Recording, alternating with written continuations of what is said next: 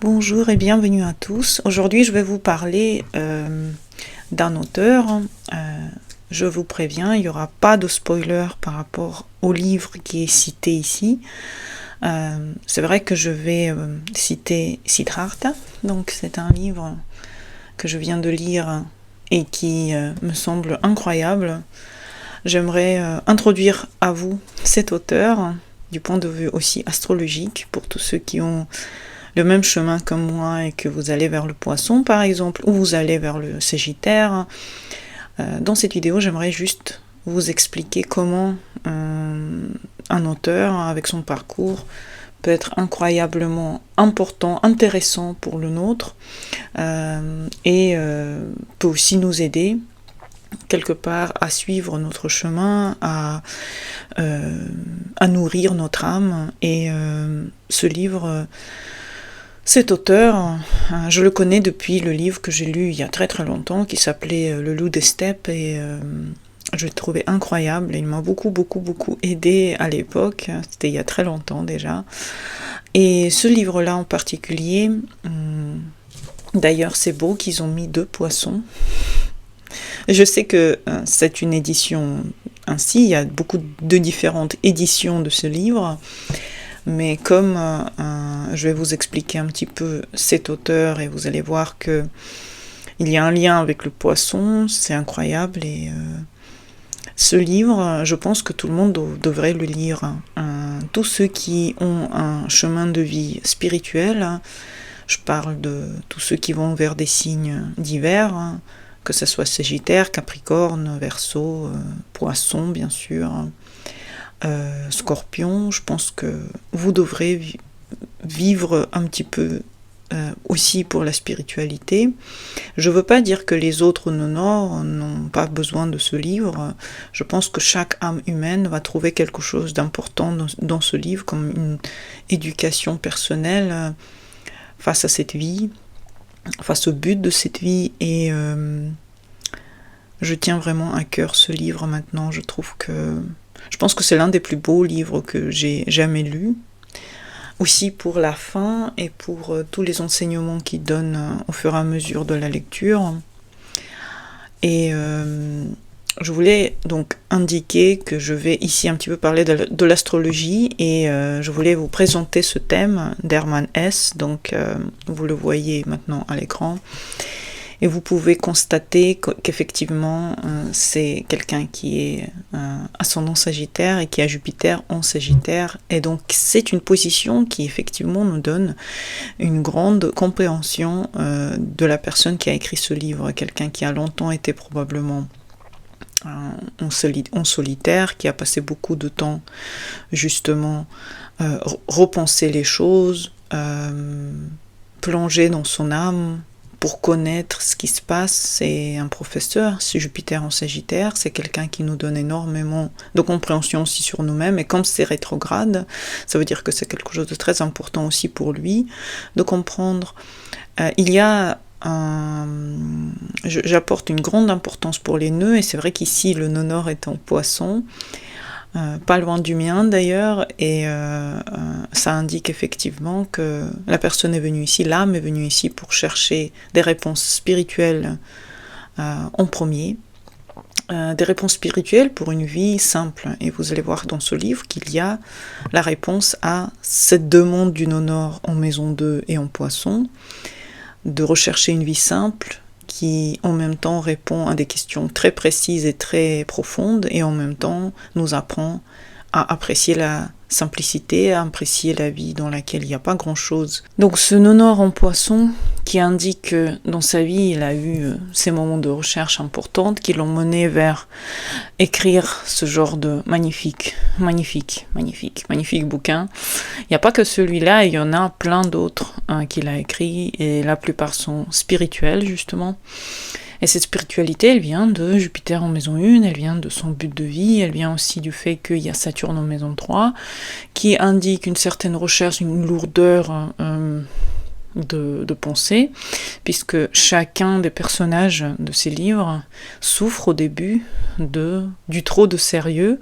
Pourtant, il est cancer du signe, mais le trop de sérieux quand même implique en 7 hauteurs, Mercure angulaire, Jupiter en maison 1, Saturne en maison 3, indiquant un certain besoin d'aller dans la profondeur des réflexions. Aussi le nœud sud, quelque part en maison 8, en Vierge aussi, indique une grande recherche de situations compliquées, exprès, pour que ces situations compliquées le mènent vers une nouvelle vision, quelque part, une nouvelle vision de l'avenir, de la vie, une vision plus facile, une vision qui nous enlève ce fardeau de réflexion, qui nous redonne nous-mêmes, qui nous redonne comment être sûr de soi, comment s'aimer, comment s'apprécier, comment adorer son chemin à soi, et comment aimer sa propre vie. Et c'est pour ça que Herman, quelque part, c'est une personnalité extrêmement intéressante, et je vous invite à tous de lire ses livres, lire ses superbes écrits, et vous plonger dans une ambiance très innovante, très revigorante. Il y a des gens qui disent à quel point ça leur a marqué, ça leur a changé leur vie, de lire des bouquins spirituels qui en même temps sont des romans. C'est ça qui est beau, c'est qu'en même temps on peut se plonger dans une histoire, peut-être même se voir un petit peu comme ces personnages. Et dans le cas de Herman, ça s'est vraiment passé. On peut vraiment trouver qu'il y a, comme si on lisait ses propres pensées, comme si on lisait ses propres tourments. Et il y en a tant de tourments, comme pour quelqu'un qui est soleil en cancer. Il y a tellement de tourments. Donc c'est beau que ces pensées ont trouvé quelque part la sortie dans ce magnifique bouquin. Si vous avez besoin de venir en consultation, comprendre comment marche l'astrologie, je fais des cours d'astrologie, je fais aussi des consultations.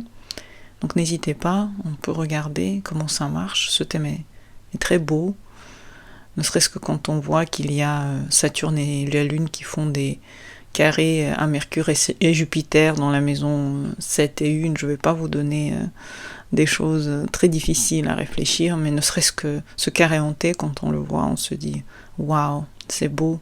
Tous ces tourments psychologiques, tous ces tourments, parce que finalement c'est ça, c'est les tourments psychologiques qu'il a vécu, qui se sont traduits dans des écrits, puisque si vous connaissez comment marche le carré hanté, vous savez que le carré hanté, ça se déverse dans les planètes en haut, quelque part de la figure, donc dans Saturne et la Lune, et il n'avait pas d'autre choix que de sortir ce qu'il avait pensé dans des écrits qu'on a en face de nous.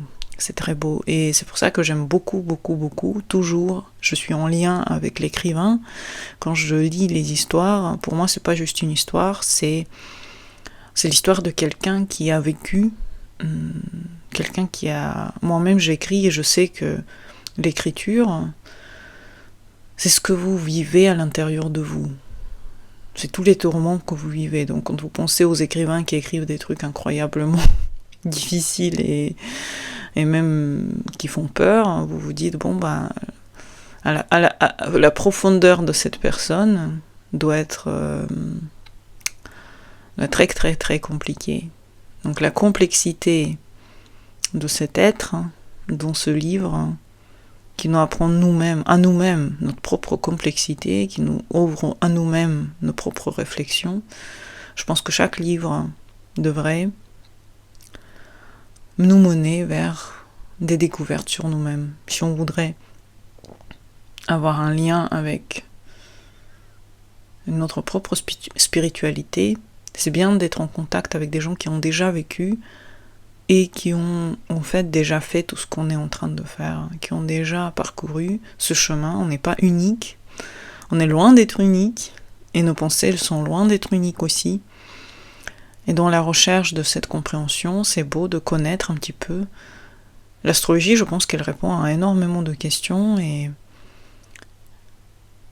un livre ne vient pas pour rien et il peut trouver ses lecteurs et ses admirateurs bien après que la personne a déjà vécu. L'écrivain, il